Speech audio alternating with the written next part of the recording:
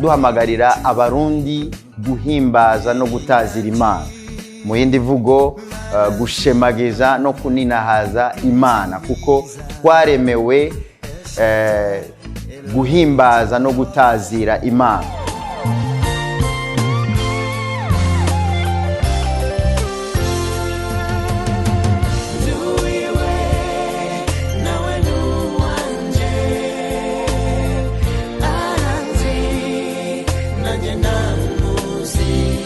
Ibyo rero ntibigarukira mu muziki gusa no mu mpinyanyuro y'amajwi n'umudiho, ariko guhimbaza n'ubuzima bicaremwe muntu wese akwiye kubaho atigenga ariko yisunga Imana. Uburundi rero nk'uko ari igihugu kivugwa ko cemera Imana, iyo tuvuga igihugu tuba tuvuga abene gihugu, naho hantu rero duhamagarira abantu kwizigira Imana no kubaho ubuzima buhesha Imana icubahiro.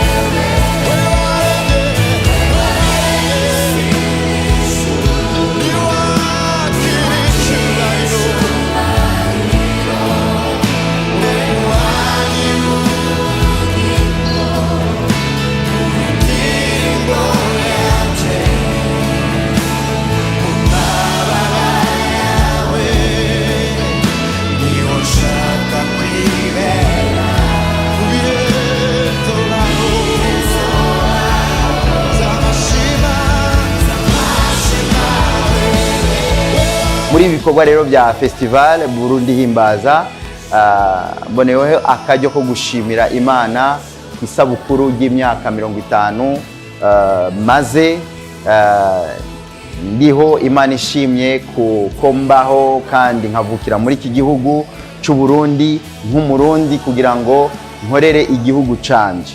Uru rugendo rero ni urugendo rutari ruto kandi rurimwo intahe nyinshi ku bijyanye n'ubuzima bwanje, ivy'Imana yanshoboje gukora muri iki gihugu, arico nita umuryango wanje, muri imyaka 30 maze nitavye umuhamagaro muri iki gisata c'indirimbo mpimbazamana.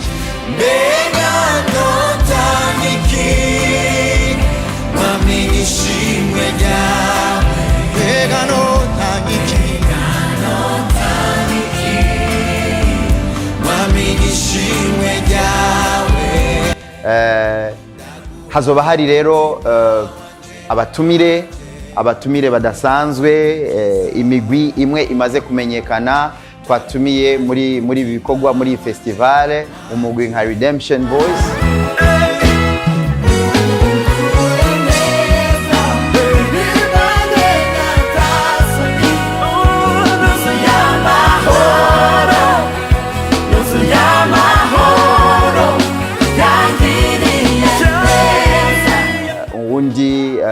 muririmbyi akunzwe muri iki gihe yitwa Pasteur Lopez.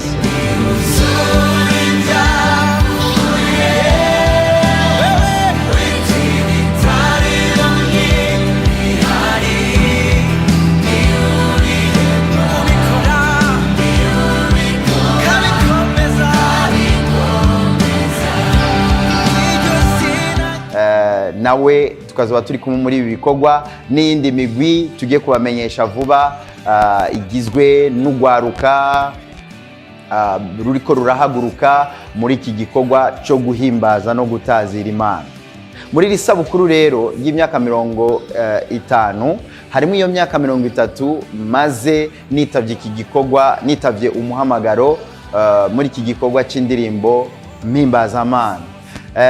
Mfise umutima wishimwe ku vy'Imana yashoboje kandi ivy'Imana igiye kunshoboza.